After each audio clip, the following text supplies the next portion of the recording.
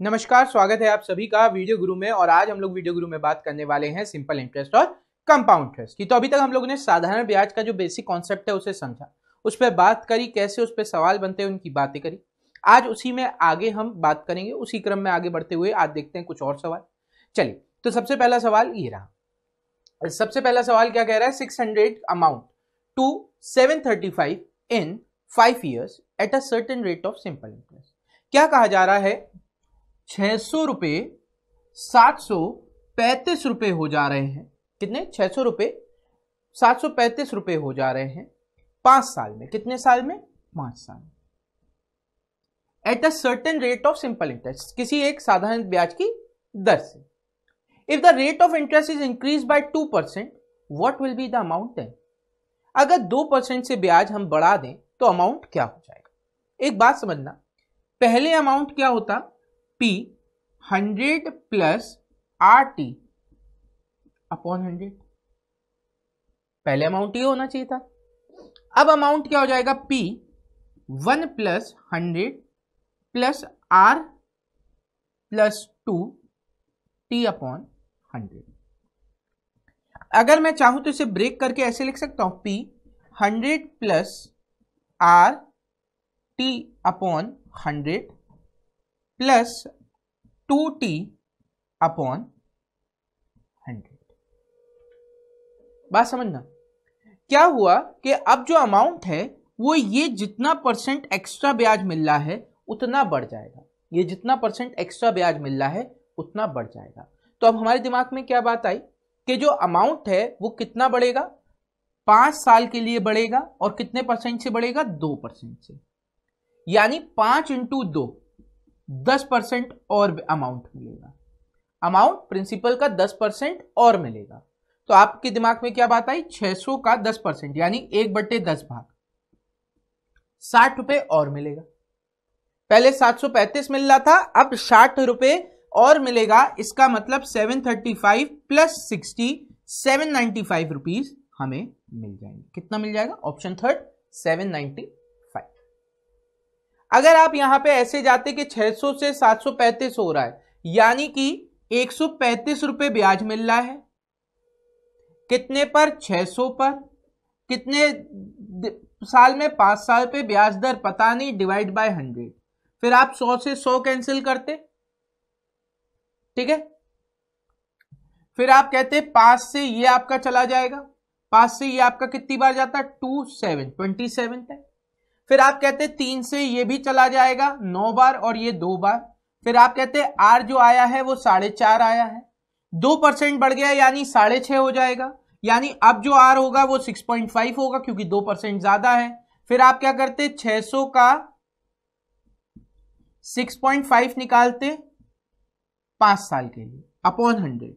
फिर 2 0 से 2 0 cancel, point हटता, नीचे एक 10 आ जाता। 5 से 2 बार, 2 से 3 बार, 3 का इधर मल्टीप्लाई करते तो आपके पास आता 195। 600 में ऐड करते और बोलते 795 आ रहा है आंसर। अब सोचो कितने स्टेप हमें करने पड़े इसे सॉल्व करने के लिए। जबकि अगर हम एक सिंपल सा लॉजिक लगाएं कि 2% ही तो एक्स्ट्रा आ रहा है। कितने साल के लिए? 5 साल के लिए। अगर 2% 5 साल के लिए एक्स्ट्रा आ रहा है यानी 10% ब्याज एक्स्ट्रा आएगा। अगर 10% ब्याज एक्स्ट्रा आएगा तो जितना ब्याज एक्स्ट्रा आएगा अमाउंट उतना बढ़ जाएगा। तो 600 का 10% यानी 1/10 भाग निकाल लिया तो 0 से 0 कैंसिल, यानी 60 आ गया। पहले था 735, अब 60 और आ गया। आंसर हो जाएगा 795। Option third is the right answer. सही है। चलिए बढ़ते हैं अगले सवाल की तरफ। अगला सवाल कह रहा है a sum of money is invested for 3 years। एक राशि है जो 3 साल के लिए निश्चित ब्याज से साधारण ब्याज की दर पर निवेश की जाती है। यदि ब्याज की दर 1% अधिक होती, यानी अगर आपका रेट ऑफ इंटरेस्ट 1% बढ़ा दिया जाता तो पहले ब्याज से 18 रुपए और मिलते। मतलब जो भी ब्याज पहले मिल रहा था अब 18 रुपए और मिल रहे होते। तो राशि जो निवेश की गई वो कितनी थी? अब एक बात ध्यान से सोचो, 1% एक साल में एक्स्ट्रा मिलता, 1% एक साल में एक्स्ट्रा मिलता तो 3 साल में कितना एक्स्ट्रा मिल रहा है? 3 साल में आपको 3% ब्याज एक्स्ट्रा मिलता। अगर 1% रेट बढ़ जाता तो 1 साल में 1% एक्स्ट्रा मिलता। 3 साल तक ब्याज दिया गया यानी 3% एक्स्ट्रा मिला। जब 3% एक्स्ट्रा मिल रहा है तो कितने रुपए एक्स्ट्रा मिल रहा है? 18 रुपए।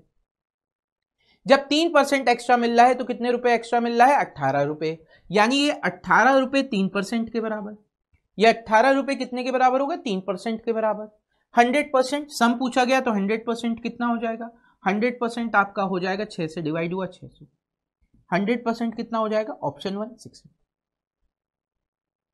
अब एक बात समझ लो, यहां पर अगर इस सवाल में कहते कि पहले की ब्याज दर या ब्याज ज्ञात कीजिए तो आप नहीं कर सकते थे।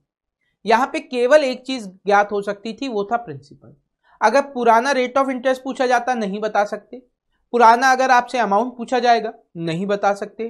पहले मिलने वाला ब्याज पूछा जाएगा नहीं बता सकते। जो यहां पर डेटा दिया गया है उससे सिर्फ हम प्रिंसिपल निकाल सकते थे और कुछ भी नहीं निकाल सकते थे। सही। चलिए बढ़ते हैं अगले सवाल की तरफ, देखते हैं अगला सवाल क्या है आपके लिए। अगला सवाल कह रहा है a sum of money double itself in 7 years at simple interest. कोई एक धनराशि है वो दोगुनी हो जाती है 7 साल में, ठीक है। In how many years it will become 4 times। कितने साल में वह 4 गुनी हो जाएगी। आपको मैंने इसका तरीका बताया था। क्या बताया था? कि n-1 upon t1 equal to n2-1 upon t2, ठीक है। ये फॉर्मूला है। अब यहां पे आपने रखा इसे, यहां पे क्या कहा गया? दुगनी हो जा रही है यानी 2-1 अपॉन 7 इक्वल टू यहां पे क्या चाहिए? 4 टाइम्स चाहिए, 4-1 अपॉन t2। तो ये t2 इधर आ जाएगा, यहां पे 3 × 7 आ जाएगा और 3 × 7 आपका 21 होता है। तो आंसर हो जाएगा ऑप्शन सेकंड 21। आंसर क्या हो जाएगा? Option second 21।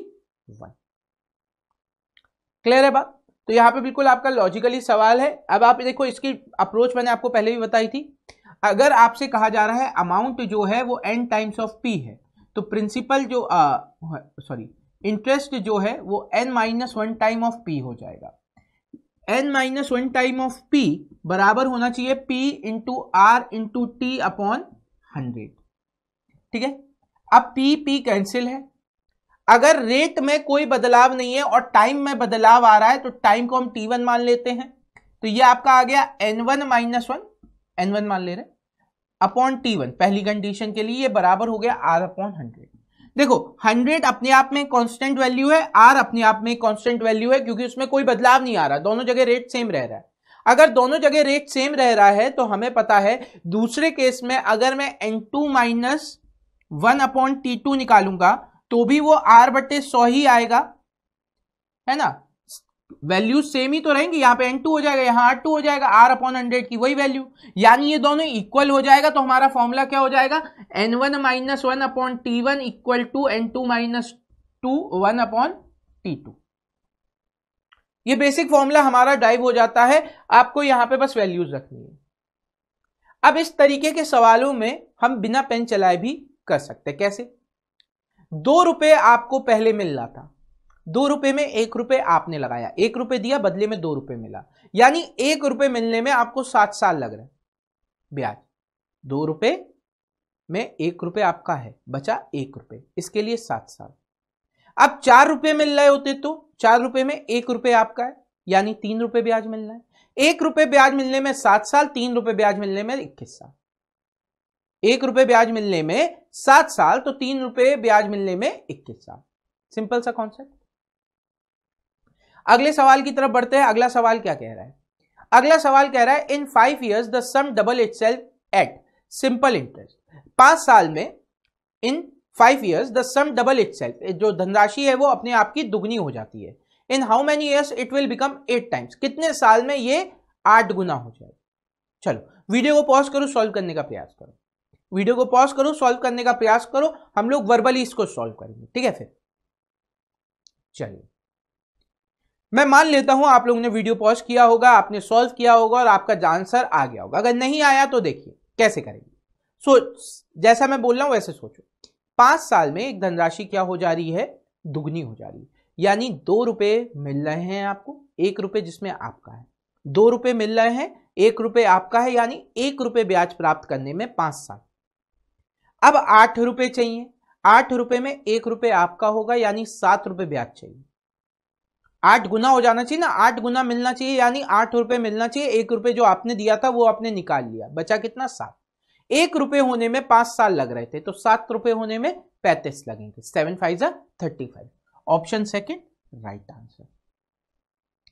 देखो फॉर्मूला लगाने में दिक्कत क्या है कि अगर आप फॉर्मूला लगाओगे तो एक बार जरूर पेन चलाओगे। पेन से जल्दी आप दिमाग में सॉल्व करते हो, पेन से जल्दी आप किस में सॉल्व करते हो, दिमाग में। तो हम लोग दिमाग में सॉल्व करने का प्रयास ज्यादा करते हैं, वरना दिक्कत नहीं है। 2 - 1/5 इक्वल टू क्या हो जाएगा, 8 - 1/T2।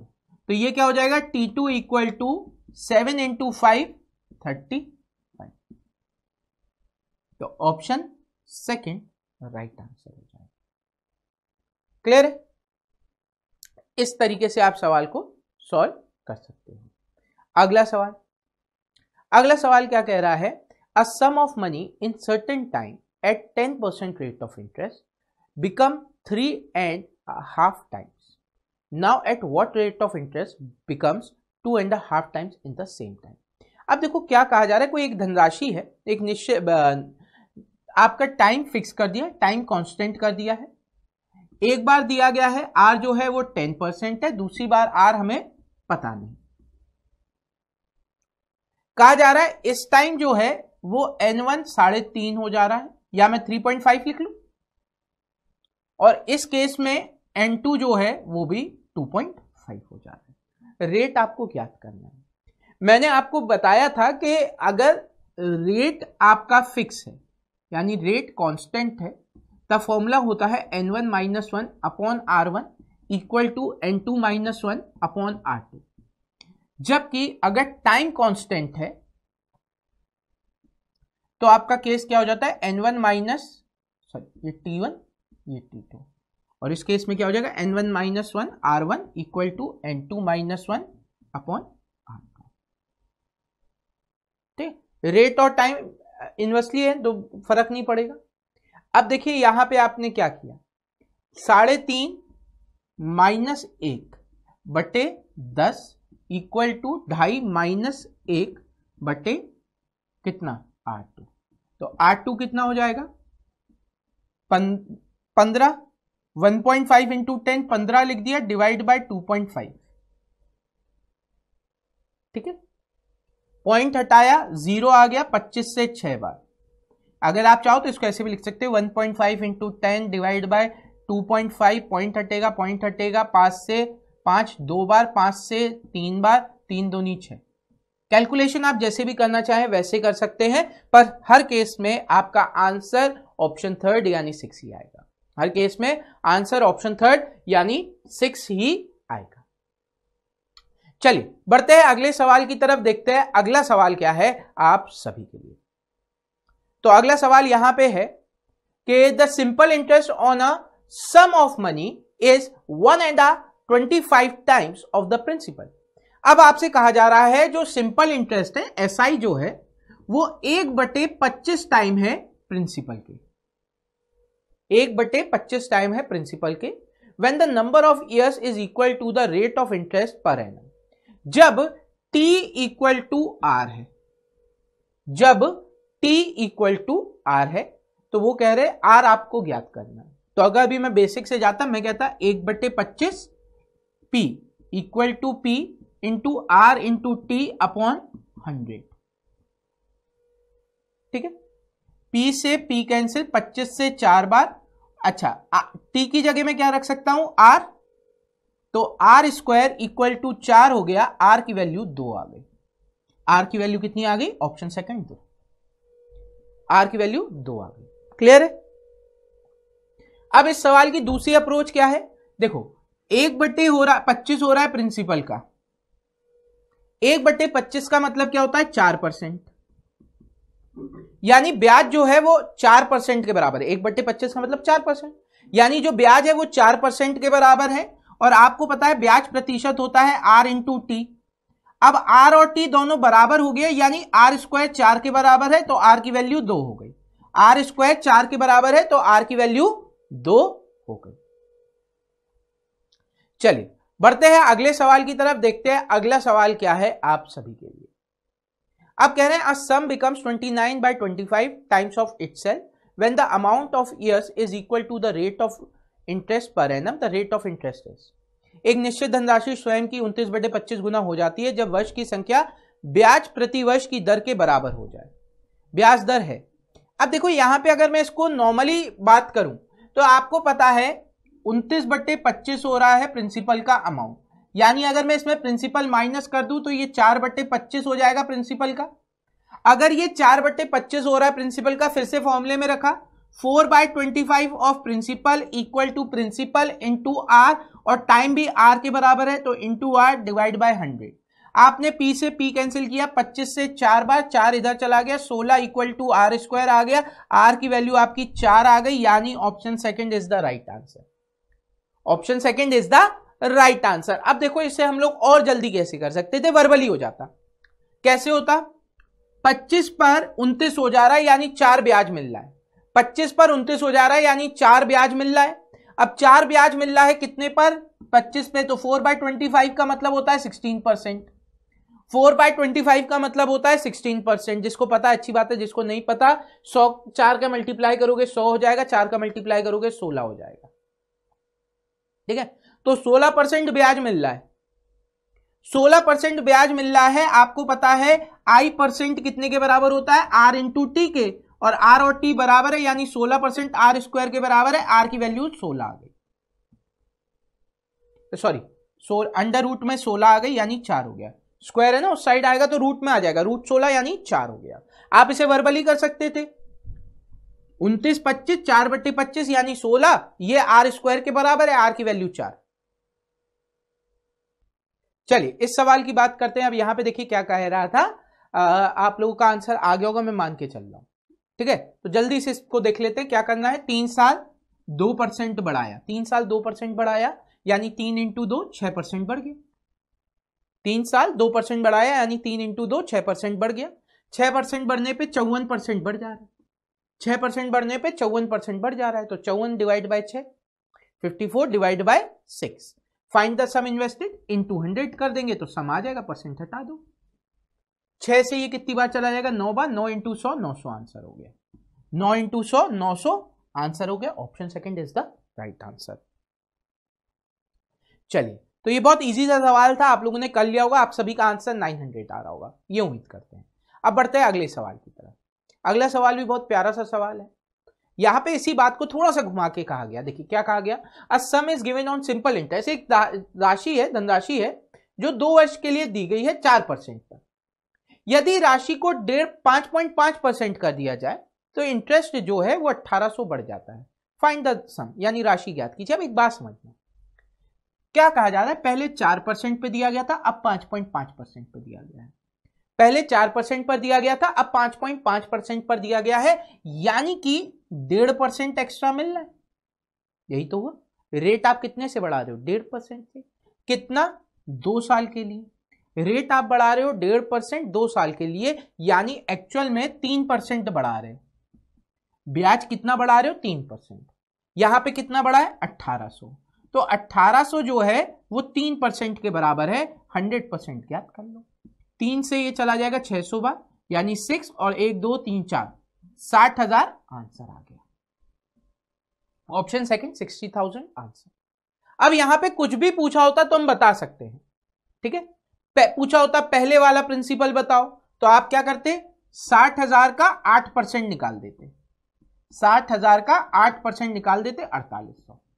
कैसे निकाला 8%, 2 इंटू 4, 2 इंटू 4 8।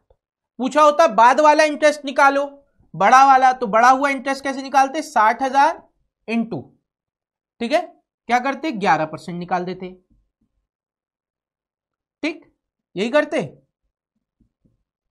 अगर आपके दिमाग में यह आ रहा है सॉल्यूशन, जब मैं आपसे कह रहा हूं पुराना वाला या नया वाला, तो आप गलत कर रहे हैं। अब इसका निकाला कैसे जाता, हमें क्यों निकालते हम 60,000, जब हमें पता चला 1800 जो है वो 3% के बराबर है। आपसे पूछा जा रहा है पुराना पहले ब्याज कितना मिल रहा होता है या एक्चुअल इंटरेस्ट कितना है, तो आपको पता है एक्चुअल इंटरेस्ट है 8%। तो जब 1800 3% के बराबर है, आप सीधे 8% निकाल दो। 1800 जब 3% के बराबर है, आप सीधे सीधे 8% निकाल लो, 3 से ये चला जाएगा 600 बार, 600 इंटू 8 4800 आ जाता। अगर बोला जाता नया ब्याज बताओ, तो नया ब्याज कैसे निकालते हैं, ये मतलब ये करने की जरूरत नहीं होती। 1800 3 के बराबर है तो कितना हो गया, 2 इंटू 5.5 11% निकालो, 3 से 600 बार जाता, 600 इंटू 11 6600 हो जाता। देखो है ना।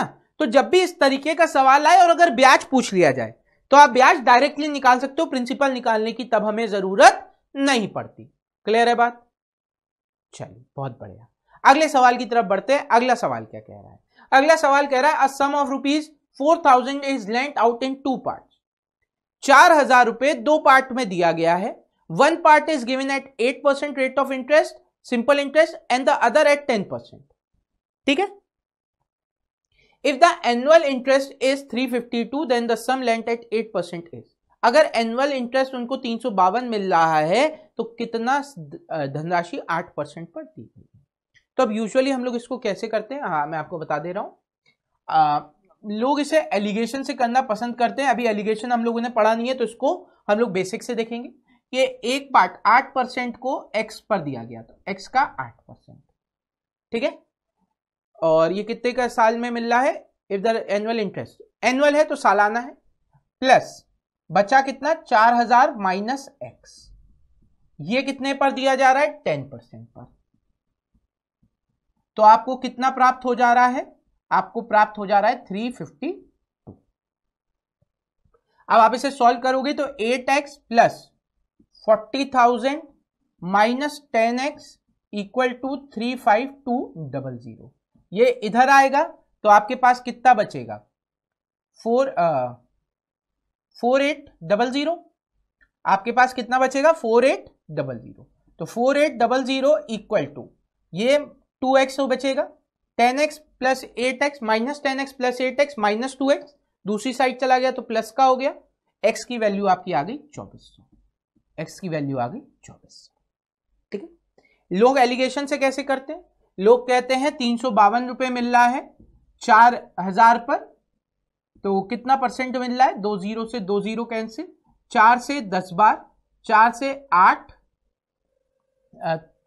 और कितना 88, 4 से 8 4 जा 32, 3 बचा फिर 32 8, तो ये आपका 8.8 हो गया। ये आपका ब्याज कितना आ रहा है 8.8।